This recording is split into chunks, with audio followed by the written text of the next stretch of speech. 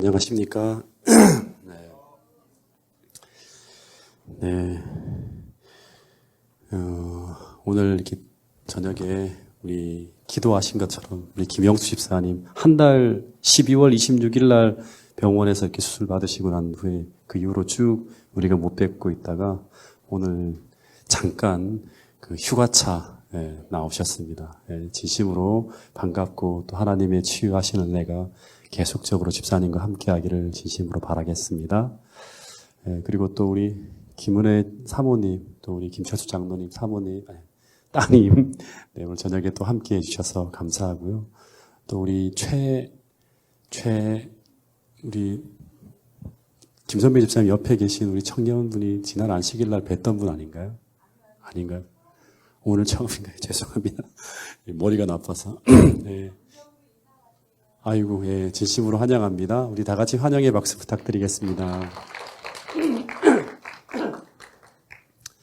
예, 지난 그 일요일 날 오후에 이제 그 태백에 계신 어머님 또 목욕시켜드리러 내려갔다가 어머님과 목욕을 시켜드리고 그 다음에 우리 동해에 계신 또 아버님 혼자 계셔서 반찬을 갖다 드리고 오늘 제가 그 오후에 도착을 해서 아직도 장거리 운전으로 정신이 좀 얼떨떨합니다. 예, 여러분 저를 위해서 기도해 주셔서 오늘도 우리에게 주신 하나님의 귀한 기별로 우리가 힘을 얻고 또 은혜를 경험하게 될 수 있기를 바라겠습니다. 오늘 창세기 26장 나가볼 텐데요. 이삭의 삶은 이삭의 삶에 대한 이야기가 성경에는 거의 잘 안 나와요, 그죠? 주로 아브라함의 이야기 속에 같이 연결되어져 있거나 또는 이제 그 아들 이삭이나 에서와 같이 연결되어져 있는 그 야곱과 에서와 같이 야곱과 누구죠?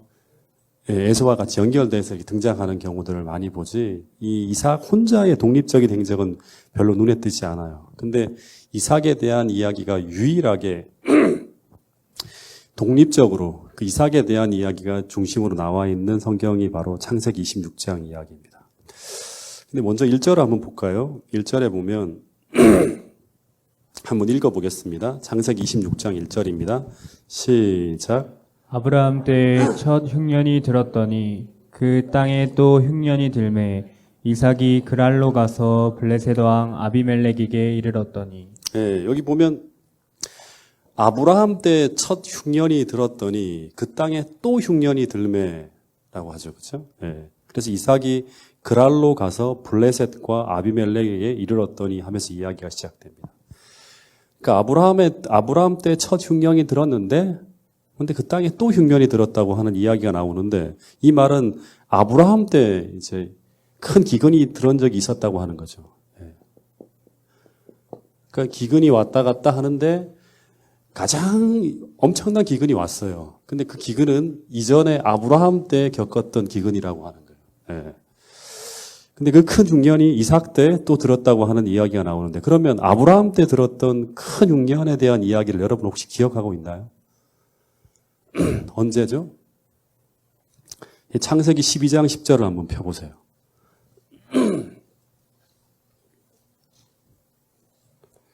자, 읽어볼까요? 창세기 12장 10절 시작. 그 땅에 기근이 있으므로 아브라함이 애굽에 우거하려 하여 그리로 내려갔으니 이는 그 땅의 기근이 심하였음이라. 네, 그 땅에 기근이 들었는데 그 땅의 기근이 아주 심하였다고 하는 얘기가 나오죠. 그렇죠? 그래서 아브라함이 가나안에 들어가자마자 창세기 12장 10절에 보면 가나안에 아주 큰 흉년이 들어서 아브라함이 무엇을 위해서 이 기근이라고 하는 것은 이제 우리의 생존을 위협하는 어떤 그런 상황이 오는 거예요. 큰 문제가 온 거예요. 그죠? 그래서 이 기근을 피해서 다시 말하면 생존을 위해서 어떻게 하는가 하면 아브라함이 언약의 땅인 이 가나안을 포기하고 이 가나안을 떠나서 그죠? 몇백 킬로를 거쳐서 왔는데 그걸 떠나는 거예요. 이 기근 때문에. 그래서 남쪽으로 계속 이동하다가 어디로 가는가 하면 이 애굽으로 내려갔다고 하는 이야기가 이제 나오는 거예요.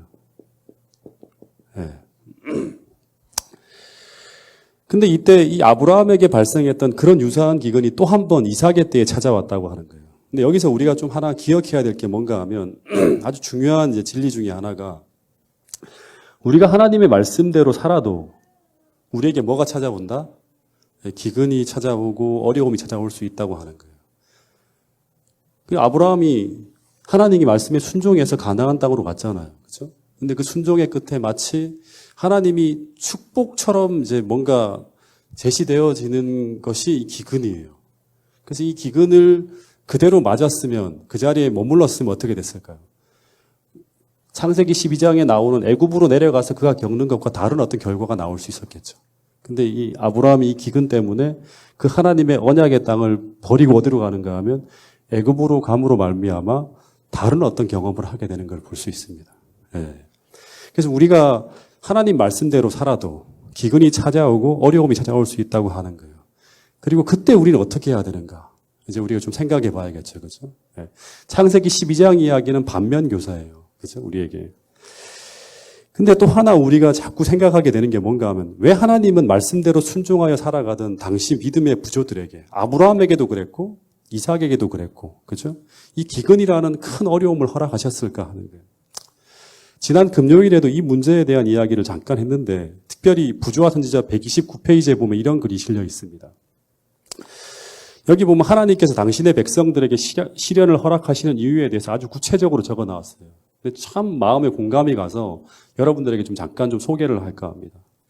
하나님께서 당신의 백성들이 시련을 당하도록 허락하시는 것은 그 다음에 참 중요한 내용이 나오는데 자신들의 성실성과 순종으로 그러니까 이 시련이 우리에게 닥쳐올 때 하나님 백성들이 성실성과 하나님 말씀에 성실하게 충실하게 이제 우리가 살아가는 거죠. 그죠? 성실성과 그다음에 또 하나가 순종이라는 말이 나오더라고요. 이 순종은 믿음이죠. 그죠? 이 성실성과 순종으로 그 시련에 맞섬으로 말미암아 무엇을 경험하기를 바라신다고 하는가 하면 그들 스스로가 영적으로 부요하게 되기를 하나님께서 바라신다고 하는 거예요. 네. 이게 첫 번째 이유예요. 다시 말해서 하나님께서 당신의 백성들이 시련을 당하도록 허락하시는 것은 자신들의 성실성과 순종으로 이 땅에는 기근이 찾아온다는 건 뭐 물질이 사라지는 거예요. 막 가축들이 죽어나가는 거예요. 그렇죠? 하지만 그런 가운데서도 그들이 하나님의 말씀에 대한 성실성과 순종으로 애굽으로 탈출하지 않고 그 언약의 땅에서 언약을 지키며 살아감으로 말미암아 무엇을 얻기 바라시는가 하면 영적으로 부유하게 되기를 원하는 거예요. 영적으로 부유해지면 그 다음엔 하나님께서 또 물질적으로 부유하게 해주실 수 있어요. 우리가 잃어버린 것들을. 근데 1차적인 목적은 영적으로 부유하게 되기를 바란다고 하는 거예요.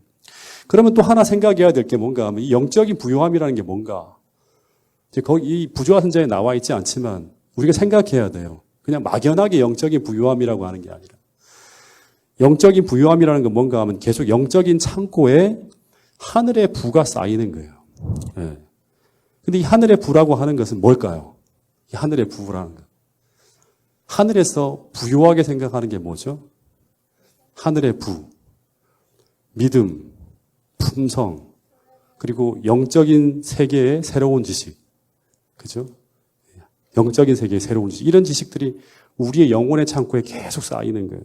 이것을 가지고 믿음, 품성, 영적 세계의 새로운 지식 이런 것들이 우리의 영혼에 충만하게 쌓이는 것을 가지고 우리는 뭐라고 하는가 하면 제가 자주 표현하는 게 뭔가 하면 믿음의 진보 그리고 영적인 성장이라고 하는 거예요. 네. 그래서 이 영적으로 부유하게 되면 어떤 결과가 나타나는가 하면 영적 전진이 어려워지는 우리가 더 큰 시련을 만나게 될 때 그때 이 부유한 믿음과 경험의 지식과 또 인내와 사랑이라는 이 품성을 우리가 사용할 수 있을 만큼 영적으로 건강하게 되는 거예요. 그래서 그런 어려움들을 가볍게 뛰어넘어서 우리가 나갈 수 있는 거예요. 그래서 웬만한 강도의 시련의 강도가 우리에게 닥쳐온다 할지라도 계속 시련의 때마다 우리가 성실성과 순종으로 맞서서 계속 영적인 부유함을 우리가 경험하게 될 때, 영적으로 성장하게 될 때, 우리는 최종적으로 우리가 만나게 되는 이 야곱의 환란이나 결정적으로 넘어야 될 그런 큰 어려움 속에서도 우리가 정말 꿋꿋하게 전진할 수 있는 그런 사람으로 변해가는 것이 바로 뭔가 하면 하나님께서 우리에게 바라시는 거라고 하는 거예요. 그래서 하나님께서 당신의 백성들이 시련을 당하도록 허락하시는 것은 그 시간을 통해서 영적으로 부유하게 되도록 하시기 위함이다. 그래서 우리가 아브라함과 이삭처럼 시련에 처하게 될 때 가르쳐 주신 대로 그 시간을 지나가는 동안 우리 안에 영적 부요함이 쌓이도록 더욱 성실과 믿음으로 순종하며 그 시간을 보내야 된다고 하는 거예요. 이게 참 중요해요. 시련이 계속 우리에게 닥쳐오고 지나가는데 아무런 영적인 부요함도 경험하지 못하고 오히려 더 강팍해지고 더 마음이 믿음을 잃어버리는 그런 경우들도 있죠. 그럼 뭐 때문인가 하면 이 성실성과 순종으로 그 시간에 우리가 맞서지 못함으로 말미암아 피해가거나 애굽으로 피해가거나 또는 어떤 믿음을 잃어버리는 방법으로 자꾸 이런 어떤 이 시련들을 우리가 보내게 될 때 시간은 지나가지만 아무런 변화가 없는 그런 경험들을 하게 되기도 한다고 하는 것입니다. 그리고 또 하나는 참 이 말씀이 제 마음속에 많이 와닿았는데요. 우리의 믿음을 격렬하게 시험함으로 하나님께서 우리를 버리신 것처럼 보이게 하는 바로 그 시련들은 우리가 우리의 모든 짐들을 그분 안에 발 아래 놓고 우리의 모든 짐들을 그분의 발 아래 놓고 그 대신 그분께서 우리에게 주시는 이 평안을 경험하도록 하기 위함이었다. 이런 말이었어요. 네. 그 시련 중에서라도 우리가 평안을 경험하도록 하기 위함, 이런 훈련을 하기 위해서 우리에게 이런 잦은 시련들을 우리에게 허락하신다고 하는 거예요. 여러분, 우리가 시련을 당할 때 그때 우리가 믿음으로 순종해 나간다면 하나님은 비록 우리가 환경적으로는 평안이 깨어지더라도 우리의 마음의 평안은 깨어지지 않도록 지켜주신다고 약속하셨다고 하는 거예요. 여러분, 우리가 어떤 어려움 속에 우리가 들어가게 될 때 가장 두려운 것이 무엇인가 하면 내가 그 상황을 만날 때 우리 마음이 너무나 큰 불행을 느끼게 되어서 우리 마음이 그 상황을 견디지 못할까 하는 두려움이 있습니다. 이것이 어쩌면 가장 큰 두려움이에요. 그러니까 정신적으로 막 두려움이 오는 거예요. 먼저. 그죠? 평안이 없고 초조하고 불안하고 두렵고 하는 거죠. 그죠? 근데 만약 그런 순간에도 늘 하나님께서 우리의 마음을 지켜주시고 그리고 우리에게 평안을 주신다는 확신을 우리가 경험을 통해서 확신할 수 있다면 정말 큰 어려움 속에 지나갔는데 우리의 마음이 전혀 흔들리지 않고 하나님께서 지켜주시는 그 평안을 이런 시련의 때마다 우리가 경험하고 있다고 하면 그래서 경험을 통해서 확신할 수 있다면 우리는 그 어떤 순간이 찾아온다 하더라도 우리는 두려움 없이 평안하게 그 상황에 맞설 수가 있다고 하는 거예요. 이게 참 중요한 거예요. 하나님께서 우리와 함께 하신다는 가장 큰 증거 중에 하나가 뭔가 하면 이 평안이에요. 당시에 제자들이 막 예루살렘에 박해가 일어나고 할 때 예수님께서 돌아가시건 후에 제자들을 만나서 처음으로 말씀하신 게 뭐예요? 예, 평안을 너에게 준다고 하는 거잖아요. 예, 평안을. 예. 이 평안을 우리가 경험한다고 하는 것은 너무너무 중요해요. 어려운 순간에, 힘든 순간에 하나님께서 나와 함께 계시기 때문에 우리의 마음을 붙들어 주시는 이 평안을 경험한다고 하는 것. 예. 여러분, 특별히 이 마지막 시대를 지나가는 우리 모두에게 정말 필요한 것이 있다면 그것은 이 혼란하고 불확실한 상황 속에서도 심지어 모든 만물이 죽어나가는 생존의 위기가 찾아온다 하더라도 우리의 마음이 평안할 수 있는 그 비결을 우리가 실제 경험을 통해서 배우는 거예요. 그것을 지금 배워야지만 우리는 마지막 때 더 어려운 순간에서도 우리가 흔들리지 않고 하나님께서 우리에게 머물라고 하신 그 언약의 땅에 머물 수 있다고 하는 것입니다.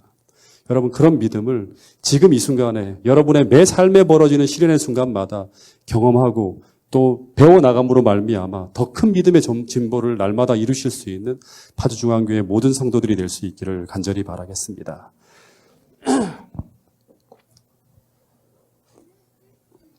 이 비밀을 우리가 만나는 시련을 속에서 배우고 경험하고 체득해서 사람들에게 이것이 있다는 것을 실제로 증거할 수 있는 사람이 되어야 되는 거예요. 아브라함처럼 또 이삭처럼. 어쨌든 다시 돌아가서 근데 이삭이 아버지 때처럼 이 큰 기근을 만났을 때 이 기근을 피할 장소로 그에게 떠오른 것이 어딘가 하면 이 애굽이에요. 예. 아마 당시 모든 사람들이 이 기근의 때 그들의 생명을 구할 장소로 생각했을 장소는 애굽이에요. 이게 보편적인 상식입니다. 예. 기근이 찾아오면 어떻게 한다? 예, 애굽으로 피해간다. 이게 상식이에요, 상식. 생존의 상식이에요. 예.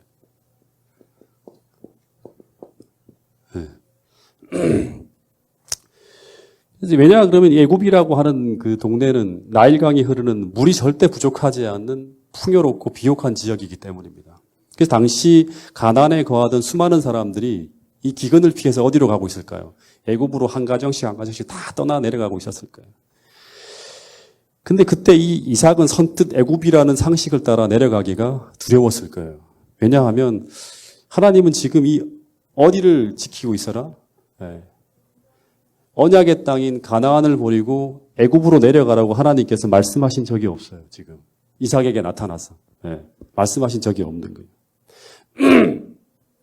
그러면서 동시에 떠오르는 게 뭔가 하면 그 옛날 아버지가 들려주었던 애굽에서의 이 경험에 대한 이야기를 아마 이삭은 상기했을지 모르겠습니다. 그 이야기는 뭔가 하면 아버지 아브라함이 창세기 12장에 보면 큰 기근이 닥쳐왔을 때 그 기근을 피해서 하나님께서 머물라고 하신 그 언약의 땅인 가나안을 떠나서 애굽으로 내려갔는데 거기서 어떤 경험을 하는가 하면 더 큰 어려움을 당하셨다는 이야기를 이제 이 이삭이 들었겠죠.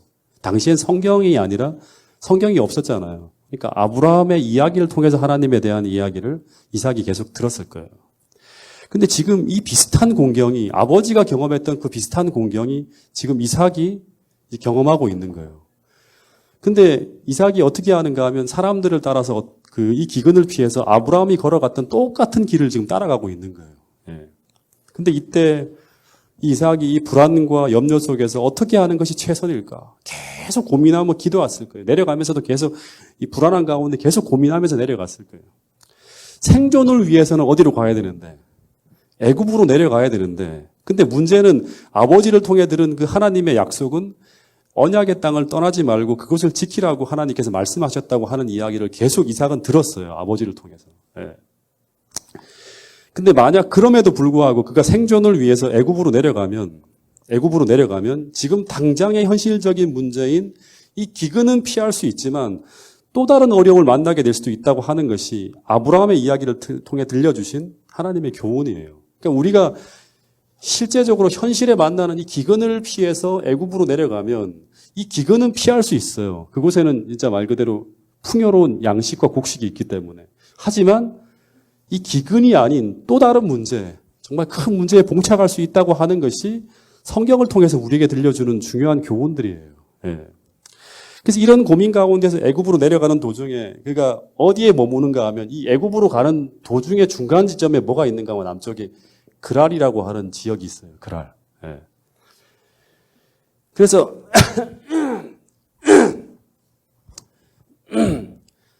이 그랄에서 이삭이 기도하고 있는 도중에 2절에 보면 그때 하나님이 이삭에게 나타나서 이런 말씀을 하셨다고 합니다.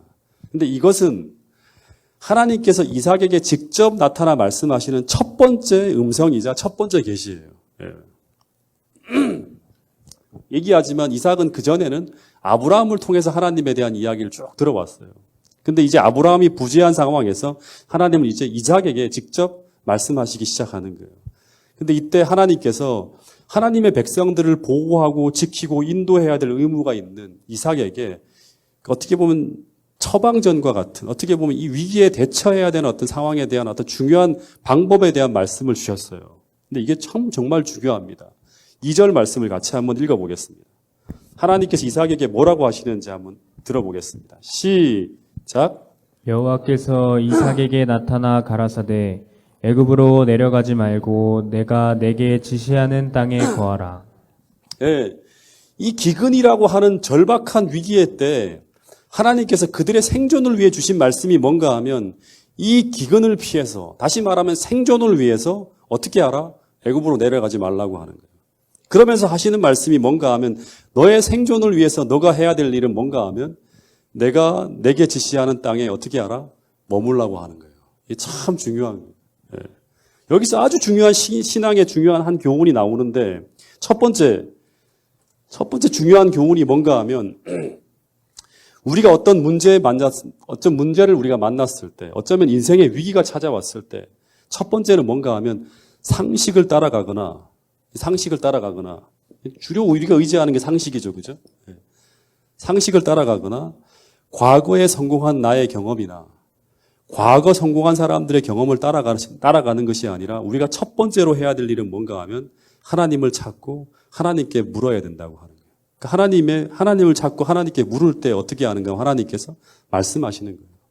그러니까 이 하나님께서 이삭에게 말씀했다고 하는 것은 이삭이 계속 기도하고 있었다고 하는 거예요. 하나님을 찾지 않고 하나님께 구하지 않으면 하나님께서 우리에게 살 길을 알려주시고 또 하나님의 뜻을 보여주셔도 우리는 그것을 알지 못하거나 보지 못할 수가 있다고 하는 거예요. 다시 말해서 하나님의 뜻과 빛은 기도하는 사람들에게 들려지고 보여지는 거예요. 아브라함에게도 계속 하나님이 말씀하시는 것은 뭔가 하면 그가 기도하고 있고 예배하고 있기 때문에. 두 번째로 하나님께서 이삭을 통해 들려주시는 아주 중요한 교훈은 뭔가 하면 인생의 위기를 피해서 애굽으로 가는 것을 멈추라고 하는 거예요. 애굽으로 의지하지 말라고 하는 거죠.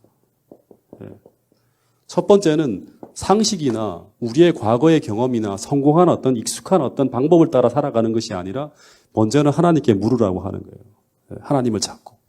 두 번째는 뭔가 하면 애굽을 의지하지 말라고 하는 거예요. 인생의 위기를 피해서 애굽으로 가는 것을 멈추라고 하는 거예요. 근데 당시에 기근을 피해 애굽으로 잠시 내려가는 것은 보통 당시 사람들이 상식적으로 선택할 수 있는 방법이었다고 말씀을 드렸습니다. 근데 이 말은 어쩌면 우리 인생의 생존이 위협받는 큰 기근이 찾아왔을 때 하나님은 이 문제를 상식적인 방법으로 해결하려고 하지 말고 먼저는 하나님을 찾고 물으라고 했죠. 그죠? 왜 그렇게 해야 되는가 하면 애굽을 피한다고 하는 것은 어떤 거냐 그러면 애굽 사람들에게 우리의 생존을 의탁한다고 하는 거예요. 애굽 사람들에게. 이 생존의 위기에 먹고 살 게 없으니까 어떻게 가는 거예요? 애굽 사람들에게 잠시 우리의 생존을 의탁하기 위해서 글로 내려가는 거예요. 근데 애굽은 어떤 사람들이 있죠? 하나님을 믿지 않은 우상 숭배자들이 가득한 곳이에요. 오늘날 우리에게 적용하면 이건 뭔가 하면 애굽을 의지한다고 하는 건 뭘 의지하는 거예요? 세상을 의지한다는 거하고 똑같은 거예요. 세상적인 방법으로 생존을 꾀한다고 하는 것과 똑같은 거예요. 근데 그런 곳에다가 하나님께 묻지도 않고 우리의 생존을 의탁하게 되면 그 절박한 상황 속에서 나오는 대부분의 방법이 뭔가 하면 어쩌면 우리의 신앙의 원칙이나 우리의 신앙을 위협할 수 있는 방법들이 제시될 수 있어요. 살려고 하면, 이곳에 살려고 하면 어떻게 알아? 너의 신앙적인 방법들을 포기하라고 하면서 이렇게 우리에게 강요되어질 수 있다고 하는 거예요. 성경에 보면 참 재미있는 것은 언제나 이스라엘 구약 성경에 보면 이 하나님의 나라에 위기가 찾아왔을 때 항상 이스라엘 백성들은 무엇을 바라보는가 하면 이 애굽을 의지하고 바라보는 이야기가 참 많이 나와요. 우리 이사야서 31장 1절을 한번 보겠습니다. 이사야 31장 1절 말씀. 이런 말씀이 있습니다.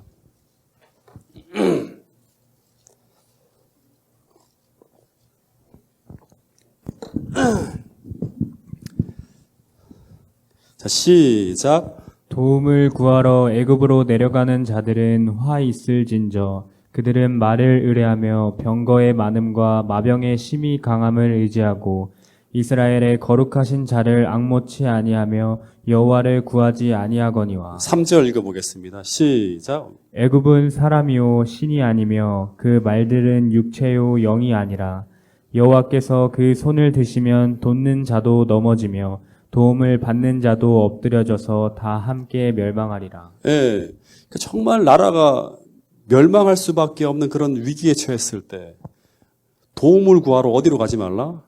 애굽으로 가지 말라고 하는 거예요. 예. 애굽은 뭐냐 그러면 이스라엘 백성들을 보호해 줄 수 있는 말이라든가 병거라든가 이런 마병이 심히 강해요. 군사적으로 굉장히 강한 그런 나라인데 그것을 의지하지 말고 누구를 의지하라고 하는 거죠? 예, 여기 보니까 이스라엘의 거룩한 일을 앙모하고 여호와를 의지하라고 하는 거예요. 여러분 이건 정말 중요한 어떤 신앙적인 그리스도인의 신앙적인 원칙에 놓여져야 될 굉장히 중요한 부분이에요. 왜 우리가 애굽을 의지하면 안 되는가 하면 애굽은 사람이요 신이 아니며 그들의 말들은 육체요 영이 아니라 여호와께서 그의 손을 펴시면 돕는 자도 넘어지며 도움을 받는 자도 어떻게 된다? 그 의지에서 살아가는 사람도 다 넘어지면서 다 망하게 된다고 하는 거예요. 그래서 애굽이라고 하는 것은 사람을 의지하는 것, 혹은 세상을 의지하는 것, 혹은 인간적인 수단과 방법을 의지하는 것을 의미하는 것이라고 하는 거예요. 그런데 여러분 그리스도인은 한마디로 말하면 우리의 생존을 하나님께 맡기고 살아가는 사람들이 누구인가 하면 그리스도인이에요. 예. 근데 하나님을 의지하지 않고 이 그리스도인들이 하나님 나라가 하나님을 의지하지 않고 세상을 의지하고 살아가고 있다면 그들은 그들이 의지하고 붙드는 그 애굽이 무너질 때 그 애굽을 의지하는 그 인생도 어떻게 된다? 함께 무너지게 된다고 하는 것이 성경의 이야기라고 하는 거예요. 여러분, 그래서 오늘도 우리가 생존하고 있고 우리가 살아가는 모든 능력과 보호하심이 하나님으로부터 온다고 하는 사실을 고백하고 있다면 언제나 우리의 생존을 위한 주도권을 누구에게 드려야 된다? 하나님께 드리고 그분을 의지해서 오늘을 살아갈 수 있는 사람들이 되어야 한다고 하는 것이 오늘 창세기를 통해서 또는 이사야서를 통해서 우리에게 던지는 아주 중요한 기별이라고 하는 것입니다. 여러분, 꼭 그런 믿음을 가지고 오늘 그렇게 놓여있지 않은 그러한 우리 삶의 원칙들이 있다면 그 모든 것들을 다시금 새롭게 놓을 수 있는 여러분과 저가 될 수 있기를 간절히 바라겠습니다. 근데 이 이삭이나 아브라함뿐 아니라 그 이삭의 아들이 누구죠? 이삭의 아들이 누굽니까? 이 야곱이죠. 야곱과 에서죠. 그죠? 근데 이 야곱 당시에도 큰 흉년이 찾아온 적이 있죠. 성경에 보면. 언제죠? 아브라함에게도 큰 흉년이 찾아왔고 창세기 12장에 그리고 창세기 26장에 보면 이삭에게도 도저히 거기서는 가나안 땅에서는 살아갈 수 없는 그런 큰 흉년이 들었고 또 한 번 야곱의 때에도 큰 흉년이 든 적이 있어요. 언제입니까? 예? 예. 바로 요셉이 총리로 있을 때. 그때도 엄청난 흉년이 들었죠. 그래서 하나님 백성이 7년 동안 막 흉년이 몰아치니까 생존할 방법이 없는 거예요. 예. 근데 그때도 그들이 살 수 있는 유일한 곳은 어디였죠? 애굽이었어요. 예. 애굽에는 양식이 있었다고 하는 거예요. 그 당시에. 그리고 그곳에 누가 있었죠? 예. 이 야곱의 아들인 요셉이 거기 총리로 있었어요. 예. 예. 그래서 이 요셉이 아버지에게 뭐라고 하는가 하면 이제 자기가 애굽의 총리로 있으니까 기근을 피해서 어떻게 알아? 잠시 거기 살 수가 없으니까 애굽으로 내려오라고 전가를 보냅니다. 근데 그때 야곱이 이 요셉의 전가를 받고 어떻게 했는지 혹 아세요? 이 전가를 받고 난 다음에 어떻게 했죠? 얼씨구나 하고 막 내려갔나요? 어떻게 했죠? 예. 그렇지 않고 창세기 46장 한번 펴보세요. 창세기 46장 1절에 보면 야곱이 모든 소유를 이끌고 떠나서 애굽으로 내려가는데 아주 불안한 거예요. 왜냐하면 이것이 옳은 선택이 아닐 수도 있기 때문이에요. 예. 비록 자신의 아들이 그곳에 총리로 있다고 하여도 하나님과 야곱이 언약한 땅은 어디예요? 예, 가나안이기 때문에 떠난다고 하는 것이 너무나 불안한 거예요. 그래서 계속 기도하면서 내려가고 있었을 거예요. 근데 이삭이 이제 그랄에서 하나님의 음성을 들은 것처럼 이 브엘세바에 이르렀을 때 그때 하나님이 이런 음성이 들려옵니다. 창세기 46장 2절을 읽어보세요. 이게 바로 뭔가 하면 애굽으로 내려가서 머물게 되는 결정적인 근거가 되는 음성이에요. 2절 읽어보겠습니다. 시작. 밤에 하나님이 이상 중에 이스라엘에게 이스라엘이 나타나시고 누구죠? 이스라엘이? 야곱의 이제 하나님이 주신 새로운 이름이 이스라엘이에요. 이스라엘이 나타나 이르되 계속 읽어보세요. 불러 가라사대 야곱아 야곱아 하시는지라 야곱이 가로되 내가 여기 있나이다 하매 하나님이 가라사대 나는 하나님이라 내 아비의 하나님이니 애굽으로 내려가기를 두려워 말라. 애굽으로 내려가기를 두려워하지 말라 그래요. 하나님이. 그러니까 이 음성을 들었으면 갈 수 있는 거죠. 왜 들어야 하지 말라고 하는가 하면 계속 읽어보세요. 내가 거기서 너로 큰 민족을 이루려 함이니라. 그리고 그 다음 이야기가 굉장히 중요해요. 그 다음 이야기가 뭡니까? 그 다음. 같이 읽어보겠습니다. 시작. 내가 너와 함께 애굽으로 내려가겠고 정녕 너를 인도하여 다시 올라올 것이며. 예, 여기 보니까 내가 너와 함께 있어. 너와 함께 어디로 간다? 애굽으로 가겠다고 하는 거예요. 하나님께서 함께 애굽으로 가시겠다고 하는 거예요.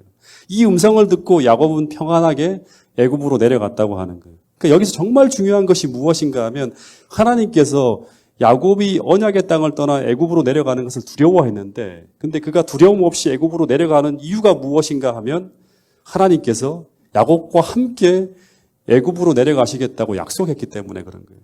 그러니까 언약의 땅이 어디가 되는 거예요? 애굽이 되는 거예요. 하나님과 함께 거할 수 있는 땅이 되는 거예요. 그래서 아브라함과 이삭이 반드시 가나안에 머물러야 하는 이유도 뭔가 하면 그곳이 하나님께서 그들과 함께 하시겠다고 약속하신 언약의 땅이기 때문에 그곳에 있어야지만 하나님이 함께 하시고 하나님께서 함께 하셔야지만 우리가 살 수 있는 거예요. 하나님의 뜻이 이루어질 수 있는 거예요. 그래서 여기서 이 이야기를 통해서 우리가 진짜 배워야 될 정말 중요한 것은 무엇인가 하면 우리의 유일한 안전책, 이 마지막 시대를 살아가는 우리의 유일한 안전책, 가장 안전하고 우리가 가장 하나님께서 우리에게 주실 수 있는 가장 큰 축복 속에 살아갈 수 있는 유일한 방법은 뭔가 하면 하나님께서 오늘 우리에게 머물라고 하는 그곳, 하나님께서 우리와 언약하신 그곳, 그것이 무엇인지를 우리가 찾아야 되고 그리고 그곳에 우리가 머물러 있는 것이 가장 유일한 안전책이라고 하는 거예요. 그래서 여러분 우리의 인생의 위기가 찾아왔을 때 또다시 이야기하지만 우리의 생존의 주도권을 우리의 생명의 주인 되신 하나님께 온전히 드려야 돼요. 그죠? 그리고 우리가 가야 될 길을 세상이 아니라 누구에게 물어야 된다? 하나님께 물어야 된다고 하는 이 인생의 문제를 돌파하기 위해서 하나님께서 우리에게 가르쳐 주시는 그 하나님의 뜻을 물어야 되는 거예요. 하나님은 분명히 가르쳐 주세요. 그래서 하나님께서 우리를 어디로 인도하고 계신지를 확인하면서 하나님께서 머물라고 하시는 그곳에 즉시로 머물러서 주님과 함께 우리가 그곳에 머물 때 하나님은 계속 그곳에서 하나님이 하시는 방법으로 그 문제를 풀어가시는 하나님을 우리가 보고 그러면서 우리가 믿음을 갖고 확신을 가지면서 평안하게 그 순간들을 이 믿음으로 지켜내면서 이겨낼 수 있다고 하는 것이 성경의 이야기라고 하는 거예요. 여러분 하나님께 묻는다고 하는 것은 추상적인 것이 아니에요. 오늘날은 하나님께 묻는다고 하는 게 뭐예요? 오늘날의 방법으로 한다 그러면 우리가 하나님께 묻는다고 하는 것은 오늘날은 하나님께서 말씀하시고 있는 성경을 통해서 하나님께서 주신 해결책을 궁구해야 되는 거예요.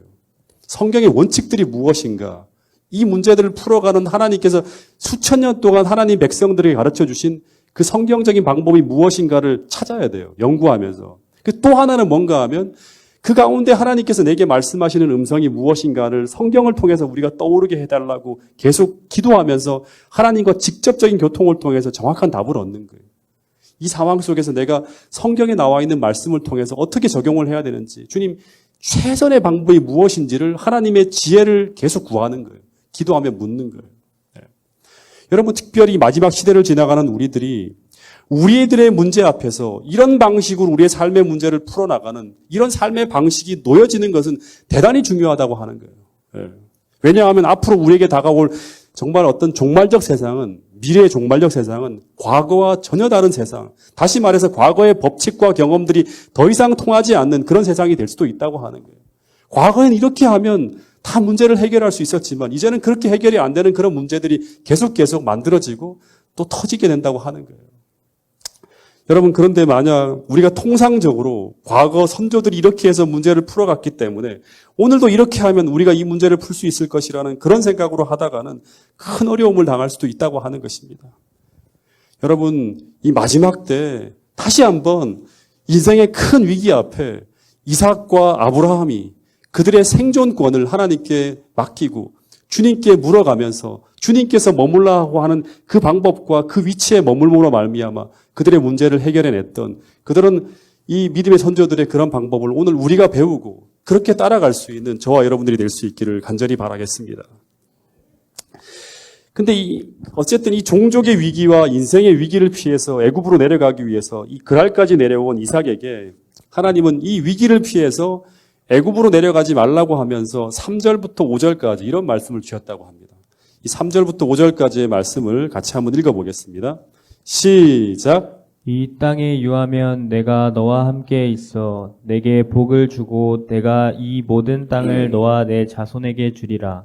내가 내 아비 아브라함에게 맹세한 것을 이루어 내 자손을 하늘의 별과 같이 번성케 하며 이 모든 땅을 내 자손에게 주리니 내 자손은 인하여 천하 만민이 복을 받으리라. 이는 아브라함이 내 말을 순종하고 내 명령과 내 계명과 내 율례와 내 법도를 지켰음이니라 하시니라. 예, 이 3절부터 5절까지의 말씀은 네가 이 땅에 거류하면 이 말은 내가 나의 명령에 순종하면 하는 거죠. 그죠? 그러면 어떻게 한다? 내가 너와 함께 있어. 그러니까 순종하지 않으면 어떻게 할까? 하나님의 보호하심이 이제 거치는 거예요. 하나님은 함께 할 수가 없는 거예요. 순종하면 내가 너와 함께 있어서 이 기근이 닥치는 상황 속에서도 내가 어떻게 한다?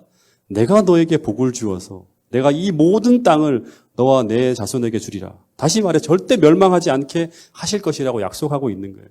뿐만 아니라 내가 내 아버지 아브라함에게 맹세한 것을 이루어 내 자손을 하늘의 별과 같이 번성하게 하며 이 모든 땅을 내 자손에게 주리니 내 자손으로 말미암아 천하 만민이 복을 얻으리라. 다시 말해서 너와 내 자손을 통해서 천하 만민까지 복을 받게 하실 것이라는 아브라함에게 주신 약속을 반복하고 있는 거예요. 그런데 이는 이런 복이 너에게 부어질 수 있는 중요한 이유 중에 하나는 뭔가 하면 아브라함이 어떻게 했다? 내 말을 순종하고 내 명령과 계명과 내 율례와 내 법도를 지켰기 때문이라고 하는 거예요. 다시 말해서 아브라함의 믿음과 순종의 삶이 그 이삭과 그의 후손들에게까지 이어지고 있다고 하는 거예요. 그래서 이 아브라함의 생애가 그렇게 축복받은 생애가 되었던 것처럼 너에게도 그런 동일한 축복을 주시겠다고 하는 거예요. 그래서 이 내 말과 이다음 또 하나 진짜 이제 중요한 거 마지막 세 번째. 첫 번째는 우리 인생에 위기가 찾아왔을 때 첫 번째 어떻게 알아? 첫 번째 어떻게 알아? 상식을 따르지 말고 어떻게 알아? 하나님께 묻고 구하라고 하는 거죠. 하나님을 찾으라고 하는 거예요. 두 번째는 애굽으로 의지하지 말라고 했죠. 네. 인간적인 방법, 세상적인 것들을 의지하지 말라고 하는 거고. 세 번째는 뭔가 하면 여기 나오는 게 뭔가 하면 하나님의 명령과 계명과 율례와 법도를 지키라고 하는 거예요. 네.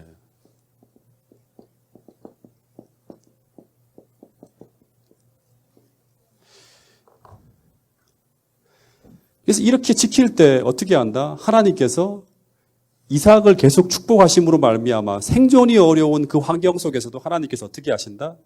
번성하게 하시고 하나님의 방법으로 살려줌으로 말미암아 천하 만민이 하나님이 살아계신 것을 봄으로 말미암아 그런 방법으로 살아가기로 선택하는 모든 사람들에게 이삭을 통해서 이삭의 후손들을 통해 천하 만민에게 복이 흘러가는 그런 역사를 이루어 가시겠다고 하는 것이죠. 네. 여러분 오늘 우리에게 가장 행복하고 가장 안전하고 가장 평안하게 살 수 있는 가장 최선의 비결은 무엇인가 하면 하나님께서 하라고 하는 것, 지키라고 하는 것, 있으라고 하는 것, 그 위치에 지키고 하고 머무는 것이라고 하는 거예요. 여러분 우리가 하나님의 율례와 법도와 계명을 지키는 것, 이것은 우리가 하나님 안에 거하는 어떻게 보면 굉장히 중요한 방법 중에 하나라고 하는 것입니다. 여러분 그래서 오늘 하나님께서 가라고 하는 곳에 가고 머물라고 하는 곳에 머물고 지키라고 하는 것을 지키고 버리고 포기하라고 하는 것을 그렇게 포기하고 버릴 때 우리는 하나님께서 함께 하시는 가장 안전하고 가장 평안하고 가장 행복한 그런 삶을 이 종말의 시대에 살아갈 수 있다고 하는 거예요. 여러분 오늘 이 마지막 시대 여러분들의 유일한 안전책은 무엇인가 하면 하나님께서 여러분들에게 주신 이 계명이 하나의 울타리가 될 수 있다고 하는 거예요. 여러분을 지키고 보호하는 울타리가 된다고 하는 거예요. 여러분을 불편하게 하고 여러분을 괴롭게 하고 불행하게 하는 것이 아니라 마지막 시대 하나님의 유일한 안전책, 다시 말하면 여러분을 지키고 보호하는 울타리가 되어질 수 있다고 하는 거예요. 여러분 하나님을 사랑함으로 말미암아 하나님께서 여러분에게 주신 모든 축복들을 하나도 포기하고 버리지 않고 다 지켜낼 수 있는 소중하게 생각할 수 있는 그런 여러분과 저가 될 수 있기를 간절히 바라겠습니다. 근데 이런 명령을 듣고 난 후에 이제 이삭이 어떻게 할까요? 하나님께 순종해서 그랄에 머물기로 결심합니다. 근데 이삭은 그 다음 이야기를 보면 이제 이 이야기는 다음 주 화요일 날 할 텐데 하나님께서 생존의 주도권을 달라고 하는 그 요구에 전적으로 굴복하지 못함으로 말미암아 이 어려움이 닥쳐오는 이야기가 나옵니다. 반면 교사로 우리가 들어야 될 내용인데 그 이야기는 지금 15분이 지났기 때문에 이번 주 금요일 날 또 이어가도록 하겠습니다. 여러분 하나하나 성경을 통해서 오늘 우리에게 들려주시는 그런 귀한 기별들을 정말 여러분의 삶에 받아들이고 함께 살아냄으로 말미암아 하나님의 축복이 어떻게 우리에게 경험되어지는지 산 모델들이 우리 파주중앙교회 모든 성도들의 삶 가운데 나타나게 되기를 간절히 바라겠습니다. 기도 제목을 좀 드리도록 하겠습니다. 오늘은 편찮으신 분들만을 위해서 좀 우리가 함께 셋씩 좀 짝을 지어서 함께 기도하는 시간을 좀 갖도록 하겠습니다. 오늘 우리 이 자리에 함께 하신 우리 김영수 집사님, 또 우리 김수홍 집사님, 김순진 집사님, 그리고 우리 성낙원 목사님, 문홍근 우리 할머니, 또 문영곤 집사님, 성백곤 우리 아직 침대 받지 않은 우리 형제를 위해서 함께 세 분씩 좀 짝을 지어서 한 사람이 두 사람씩 좀 그 기도 제목을 가지고 함께 기도하는 시간을 가진 후에 우리 마치는 시간을 갖도록 하겠습니다. 우리 김영수 집사님, 김수홍 집사님, 김순진 집사님, 또 우리 성낙원 목사님, 문홍근 할머니, 문영곤 집사님, 그리고 성백곤 우리 형제까지 7분인데 한 사람만 좀 한 3분을 놓고 기도하시고 나머지 분들은 2분씩만 좀 놓고 우리 3사람씩 짝을 지어서 기도하도록 하겠습니다. 기도하는 시간을 가진 후에 우리 마치도록 하겠습니다. 좀 흩어지셔서 이렇게 3분씩 좀 짝을 지어서 함께 기도하는 시간을 좀 가져주시면 감사하겠습니다. 우리 간절한 마음으로 우리 이분들의 회복과 또 그 가정의 평안과 건강을 위해서 우리 함께 기도하는 시간을 갖도록 하겠습니다.